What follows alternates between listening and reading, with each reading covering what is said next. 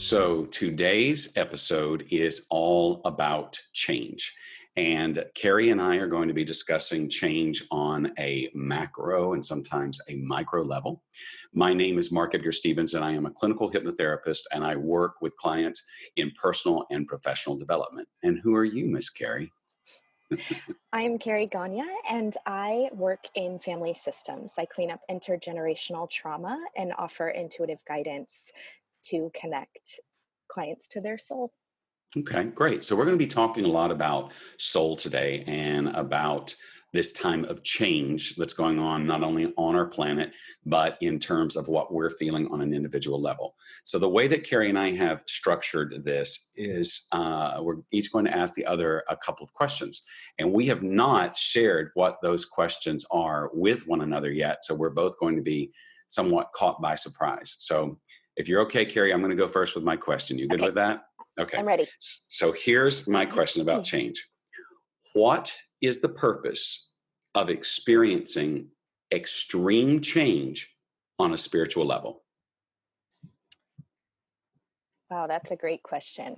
I feel like that question has a lot of answers. My mind immediately went to like the most traumatic moments in my life where change really shifted the course of my life.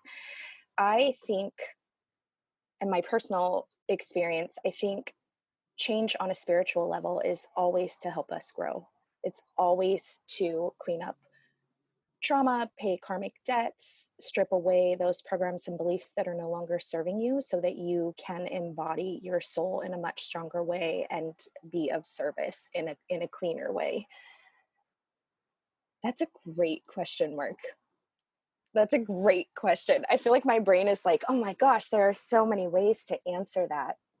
I mean, I definitely, as painful as change can be, I ultimately think on a spiritual level, it's to lead you back to love. You know, and my lens is always through family systems, right? Because that's what I deal with the most. And so oftentimes when clients come to me and they're experiencing really either rapid change or difficult change, there's always something within the lineage that is ready to be looked at and ready to be healed. So I think it's to lead everyone back to love.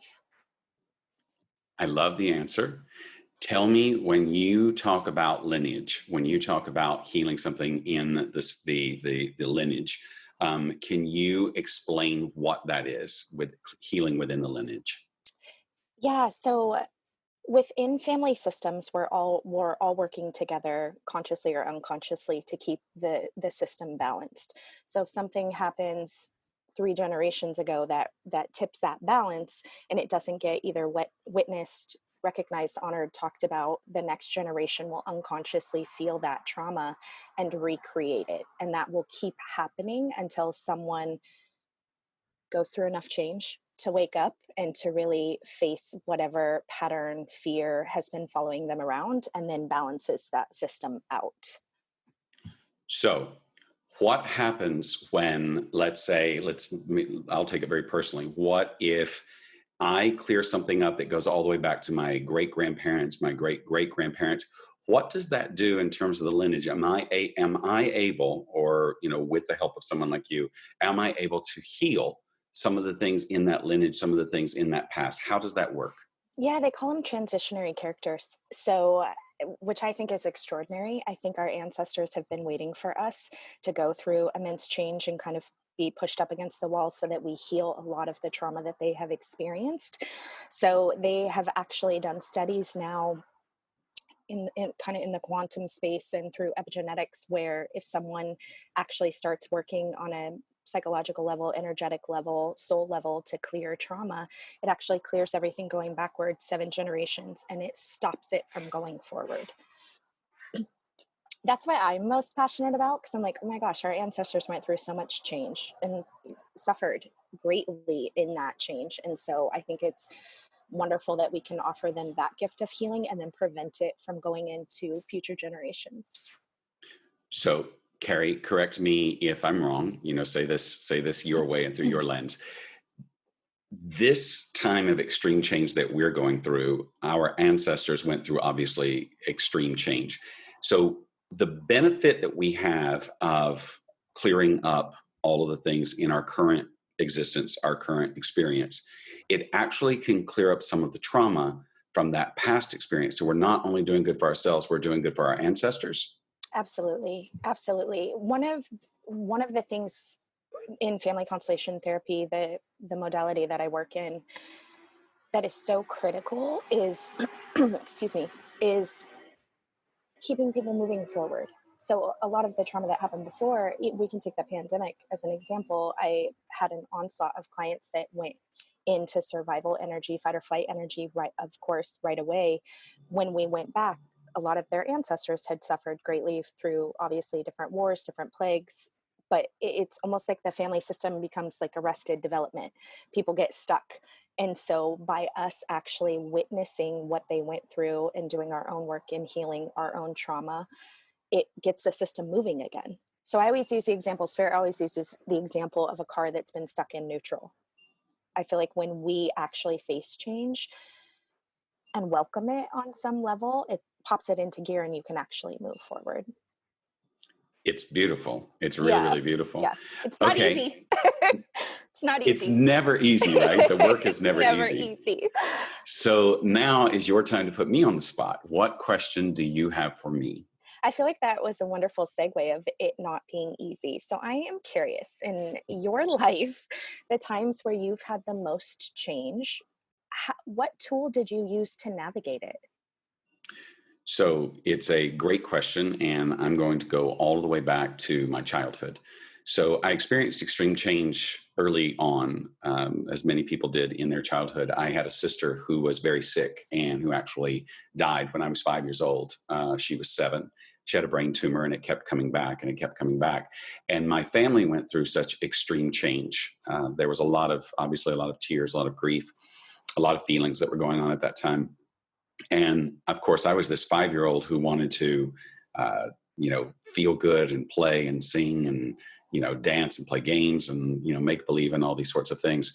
And so what I found early on even was that I was unconsciously trying to affect the world around me, affect myself by focusing on the things that lifted me up, that made me feel good, rather than focusing on the things that I could do nothing about, the things that I could not change, the things that I couldn't make better.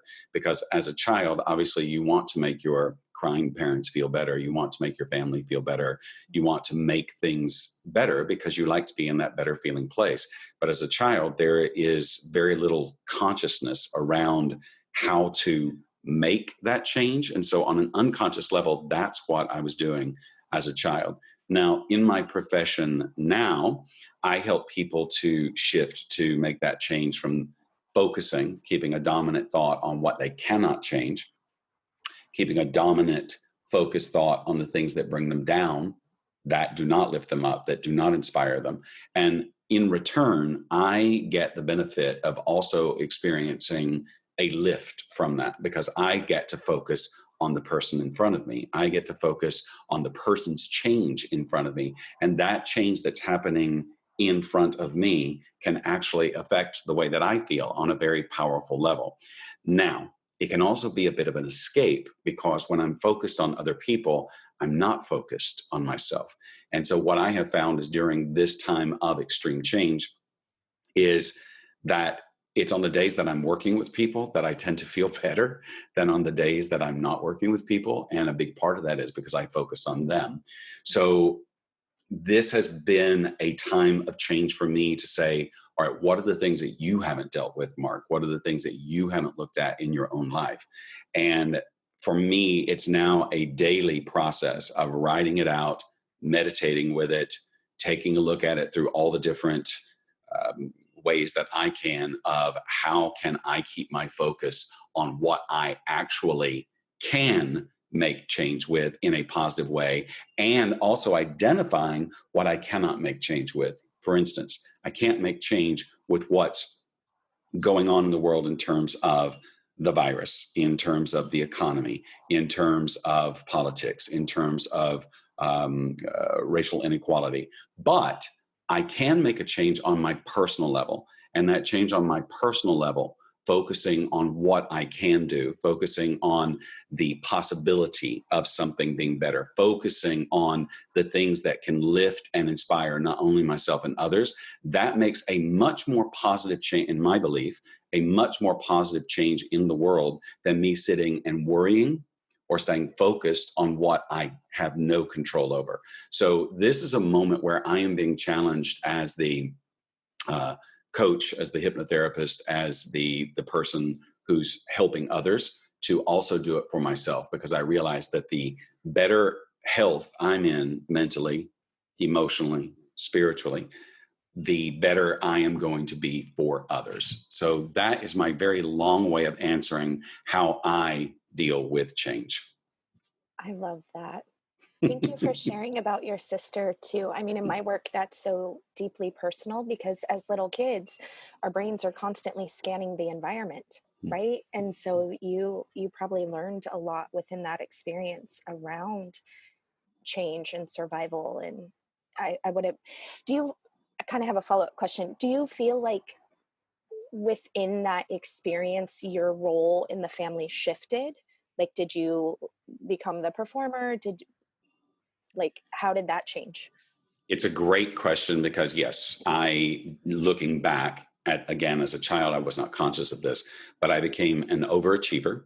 I became so much the good boy, or trying to be the good Yeah. boy, trying to be the one who was providing happiness, joy, something good to look at, top grades, involved in everything, behavior, getting all of the positive nods, that sort of thing, whether it was in school, at church, with authority figures, and really trying to find my place in making things better for those around me by being at my best, which has a blessing and a curse.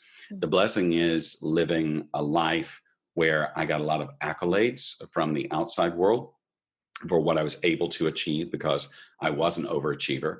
And on the other side of it, being someone who took on the responsibility to try to make it better for others at all times. And so as a kid, that is a lot of responsibility. And I wasn't always successful at it, but that certainly was what was in the back of my mind. And then, of course, growing up to be what I am today and do the work that I do today, and realizing that it's not always within my uh, capabilities, or even more so within my responsibility to try to make a change with others. I can make a change with myself, and most of the time that's going to affect or make a change with others, but it's not always going to. And so the blessing and the curse is always striving toward that, wanting that to be the way it is, and the curse being realizing that you can't always. But the one thing you can do is you can always come back to self. And so, yeah, so that's been my life's path, my blessing and my curse, is to realize when can my actions, my thoughts, my behaviors positively affect the world around me, and when am I supposed to go inside and really just focus on how it's affecting me, because it's a balancing act. And I will tell you, I've not always been great in that balancing act. And I believe in this time of change, that's one of the things I'm being tasked with, is how do I, at such an authentic level, balance myself and take the responsibility off that there's not a lot that I'm supposed to be doing out there in the world. I'm supposed to be doing exactly what I'm doing and keep turning it back in, keep turning it back in, keep asking, keep doing the work. I love that you said that because I'll share one of my personal sessions with you. I think it was maybe my second session with you many years ago. I was probably crying and telling you I was exhausted and overwhelmed.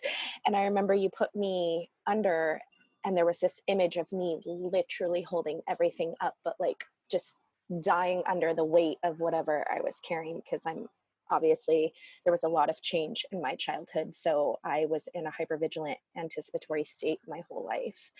And you very calmly and very quietly was like, Karie, flip the board. Just like flip your hands. And I've taught everyone that trick. And I think about it all the time because I am such a tools person. Like my adult self doesn't mind change. My inner kid does not love change. And so I have to constantly remind myself, like, just flip your hands. And then it's like I instantly get back in my body and have more perspective of what is going on around me. Karie, this thing that you're saying is that's the key, is realizing that even if the world is doing one thing, we don't have to do what the world is telling us to do. Yeah. We actually can make our own personal choices that will affect ourselves and then ultimately affect the rest of the world in a more Yeah. positive way. Because if we can't, it's that adage about, put the mask over your own face first before you do over the child next to you. Because if we are not in our best place, we can't be in the best place for others. And so that really has to be the driving factor is, Mhm. am I in my best place? Am I trying to hold everybody up? Because if I am and I'm doing this Yeah. and this is no good for me, then I'm not going to really be able to be at my best for myself or for others. So I Mhm. appreciate you saying that. And I Mhm. remember that session. Yeah, I loved it. It was one of my, I mean, they're all my favorite, but it was one of my favorites. That tool really stuck with me. So Good, thank good, you. good. You're Yeah. welcome. So here's my next question for you, and I'm reading my question here. Um, what is the best way for us to manage change or deal with change on a spiritual level? Let me say that again. Let me say that again. So, what is the best way for us to manage change or deal with change on a spiritual level? Honestly, I think it's through connection. I think it's through connection to self. I think it's through safe connection to other people, because all of us have trauma. All of us are walking around with unresolved trauma. And so, again, I'm speaking from a family systems perspective. When change happens, sometimes it's like a gene that flips on, that trauma gets illuminated, and it can feel really isolating. So I think I'm a big tools person. I think meditation, I love journaling. I love anything that connects you back to self and back to source, whatever that source is for you. But I also have really seen throughout the pandemic, community and connection, having people that are safe, that show up, having people that are safe, that answer the phone, being able to reach out and speak up and say that you're not well. Like, I think, again, a lot of this in my work is so generational, but a lot of us weren't taught to be vulnerable, weren't taught to ask for help, were taught to just power through change. And I think that's great on some level. It kept everyone surviving for eons, but I think we have to do it a different way, and we have to do it together. This concept that you're talking about,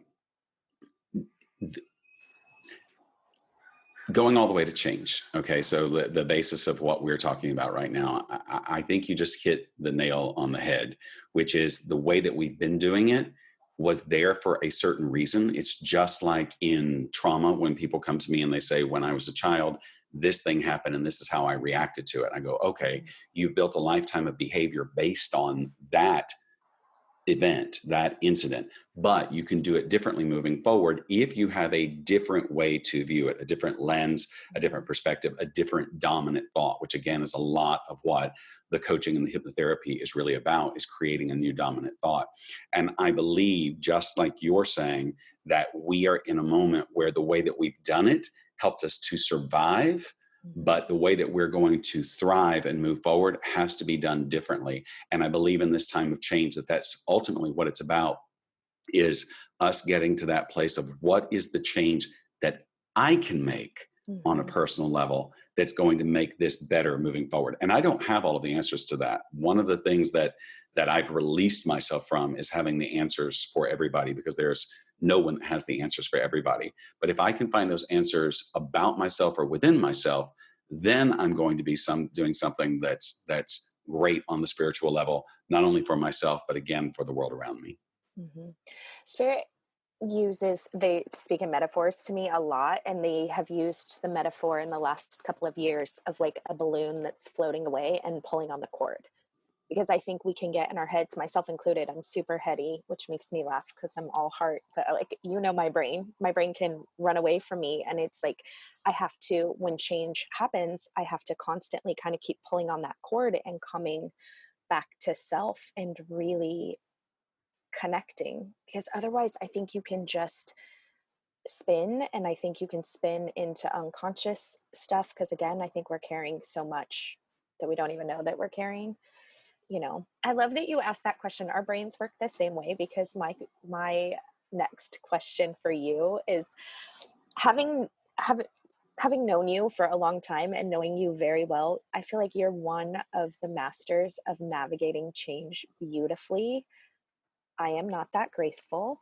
How do you, I think it's a two-part question. A, how do you do it? And and how do you welcome change? Because I feel like you welcome change so beautifully. And then my kind of the two part is, I'm really curious. I didn't know you were going to use that example of your sister. I think it's so beautiful. How how does your little guy, your inner kid, feel about change? Does he welcome it as much as adult Mark? This is a really great question. First of all, thank you for saying that about change. I do like change, and I really get energized by change. And I often feel the challenge of change in the moment. A lot of people don't like live events where they feel very nervous before they have to go out for something, and I don't. It's not that I never do, but I grew up in a world where I was always the person speaking, or I was the person on stage, whether it was theater or speaking in church or speaking at school.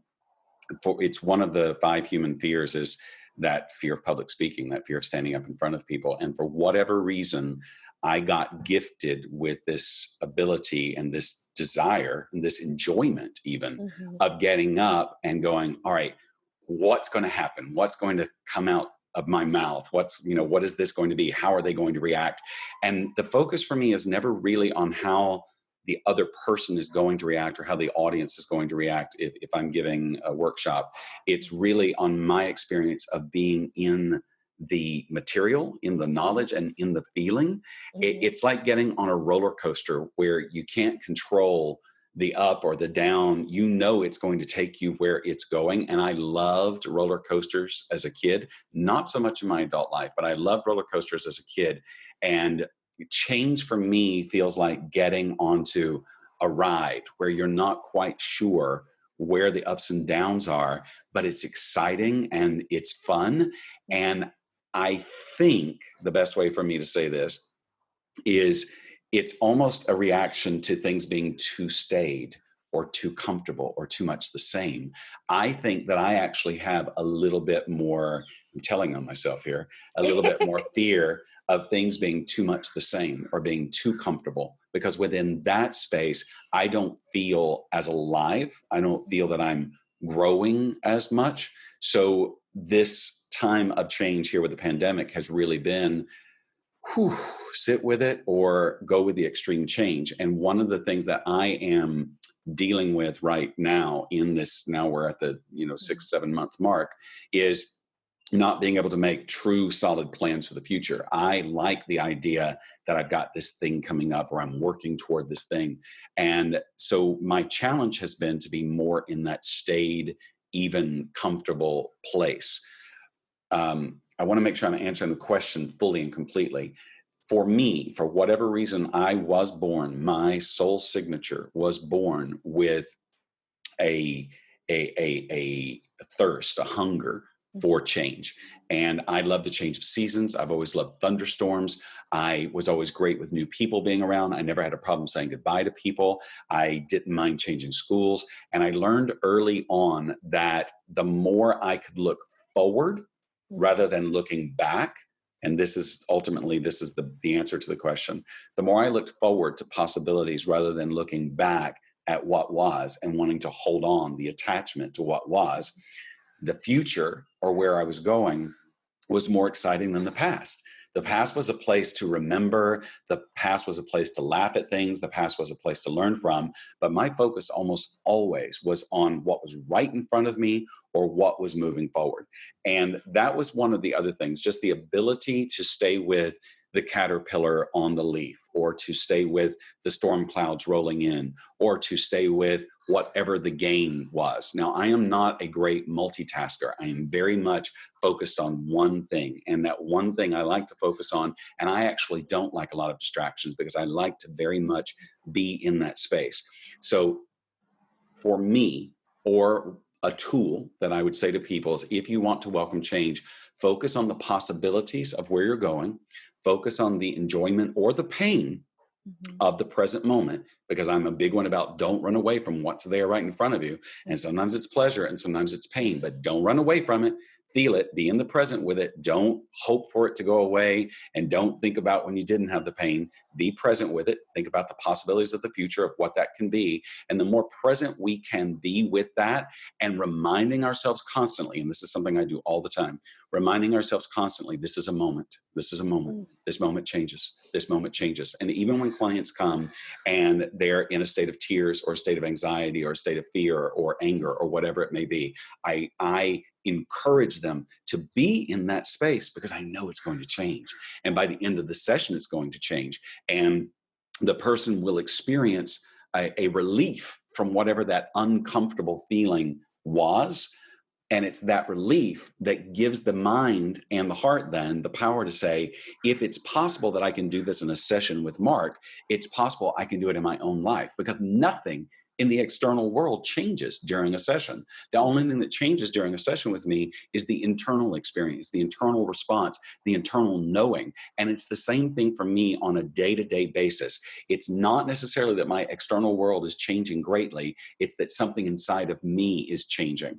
Mhm. Again, the downside is when you are used to your external world changing along with your internal world and it's not matching up or it's not doing it, that's when someone like me gets a little bit more into that teeter-totter space. So even though I'm really good with change, I invite change, I look forward to change, this is a moment where I am being challenged that the change right now is almost all internal and very little external, because it is there's no end in sight in terms of Mhm. what we're looking at moving forward. So along with that, I tend to be almost always an optimist, but I believe in optimism based in reality. So if the reality is what it is, I'm not going to try to escape from the reality, but I'm going to use perspective, and I'm going to use gratitude, and I'm going to use love and forgiveness to be able to take a look at the present moment and imbue it with as much of that as I can, because I know on the other side of it, frustration, anger, fear, all of those things are going to bring me to a very low feeling, low experiential place. And then I will not enjoy change. So I like to be somebody who stays in that feeling of enjoying change. Second part of the question, my little kid. My little kid loves change. My little kid wants to play a new game all the time, and there are no new games to play. My little kid is wanting to like run through the islands of Hawaii. My little kid is Yeah. wanting to make footprints in the snow. My little kid is Yeah. wanting to meet a whole bunch of new people. My little kid is wanting to like run free. And right now I'm telling him he has to Yeah. stay inside and he has to Yeah. be somewhat disciplined, because we don't want to come out of this, pandemic quarantine with a lot of bad habits, because it's very easy to try to distract ourselves with a lot of bad habits. So my little kid right now is running, screaming, wanting to like play and make things different. And I feel like really, truly, really, for the first time in my life, I feel like a parent to my little kid who's not going, get over there and sit down, but is going, it's okay. It's Yeah. okay. You're going to go through this and it's going to be okay. And it must be, and I can't say for certain, but it must be what a lot of parents must feel right now as they're watching their kids in isolation, wanting the best for their kids, but knowing that there is no end in sight anytime Mhm. soon. So my little kid is the same.